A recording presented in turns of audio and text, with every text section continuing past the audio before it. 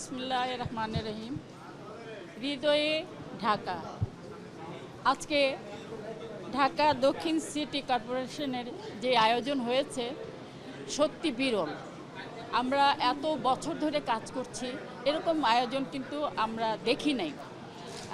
আজকে আমি এখানে এসে অবাক হয়েছি যে আসলে যদি এই জিনিসগুলো আগে থেকে চলে আসতো তাহলে আমাদের চলচ্চিত্র কিন্তু আরও অনেক ঊর্ধ্বে উন্নতি করতে পারত।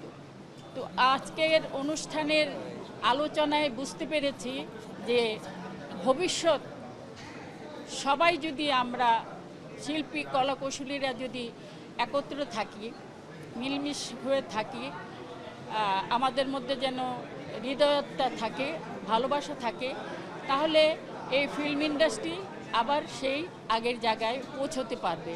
এবং ইনশাল্লাহ হল মালিকরা আপনারা দেখেছেন, আপনারা অনেক কষ্ট করে গরমের মধ্যে এই যে ধারণ করছেন, আমাদেরও খারাপ লাগছে, আমরাও গরমের মধ্যে ছিলাম, তবুও আমাদের চাইতে আপনারা বেশি কষ্ট করেছেন।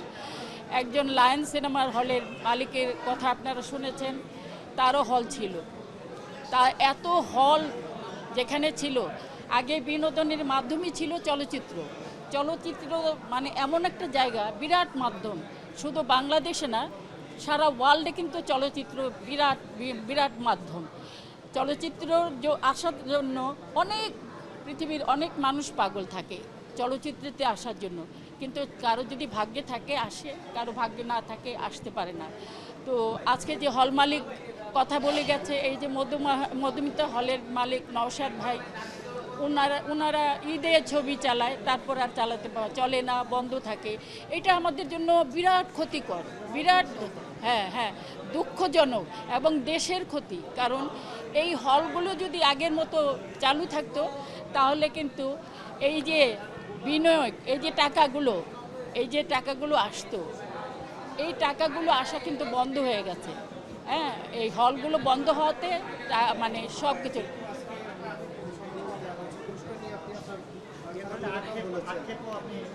হ্যাঁ, আমি আজকে পুরস্কার বললাম না যে সিটি কর্পোরেশনের থেকে আমাকে, আবার আমার সিনিয়র যারা ছিলেন, যারা পেয়েছেন, তাদের সবাইয়ের জন্য আমার অনেক অন্তর থেকে ভালোবাসা রইল, দোয়া রইল, শুভেচ্ছা রইল।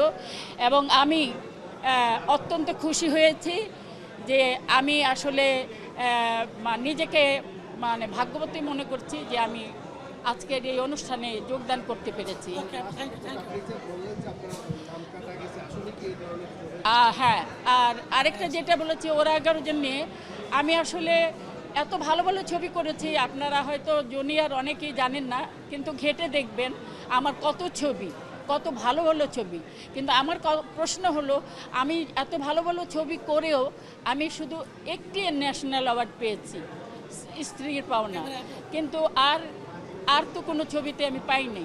এটা নিয়ে নিশ্চয়ই আমার কোনো গডফাদার নেই, আমাকে নিয়ে কেউ কোনো আলোচনা করে না। যদি আলোচনাই করতো তাহলে আমি অনেক অ্যাওয়ার্ড পেতাম, আমি আরও অনেক ভালো জায়গায় পৌঁছতে পারতাম। ঠিক আছে, সবাইকে ভালো দোয়া করি, সবাই ভালো থেকো, সুন্দর থেকো, আর ভালো ভালো লেখো, শিল্পীরা যেন তোমাদের মাধ্যমে বেঁচে থাকতে পারে।